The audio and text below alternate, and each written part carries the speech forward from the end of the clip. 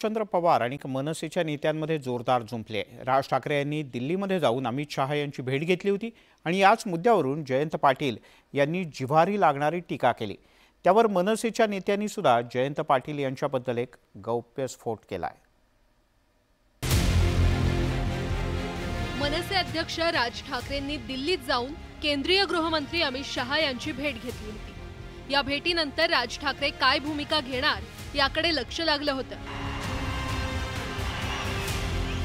राज ठाकरेंनी गुढीपाडव्याच्या मेळाव्यात महायुतीला बिनशर्त पाठिंबा दिला। नरेंद्र मोदी पंतप्रधान व्हावे यासाठी हा पाठिंबा देण्यात आला।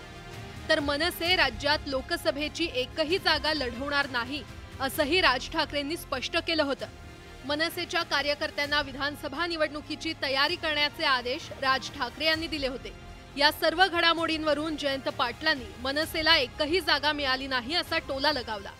मोदी साहेबांच्या बरोबर राज ठाकरे आता सभा करणार आहेत। या सगळ्या गोष्टी चांगल्या आहेत त्यांच्यासाठी, राज ठाकरेंसाठी। दिल्लीला जाऊन राज ठाकरे आले पण लोकसभेची एकही जागा नाही मिळाली।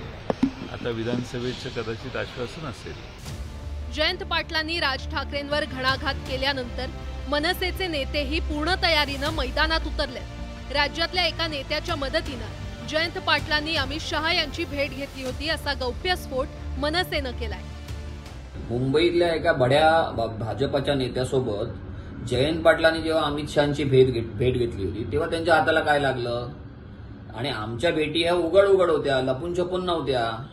सांगली मतदारसंघ भले तो काँग्रेसचा मतदारसंघ असेल तरी आघाडीमध्ये राष्ट्रवादी काँग्रेस आणि काँग्रेसचा मतदार त्या विचारधारेचा मतदार सांगलीत असताना देखील उबाटा गटाला ती जागा का दिली? जयंत पाटलांनी अमित शहांची भेट घेतली होती तेव्हा त्यांच्या हाती काय लागलं असा प्रश्न विचारत मनसेनं गौप्यस्फोट केलाय। या गौप्यस्फोटाचे पडसाद पुढील काही दिवस उमटत राहणार हे मात्र नक्की।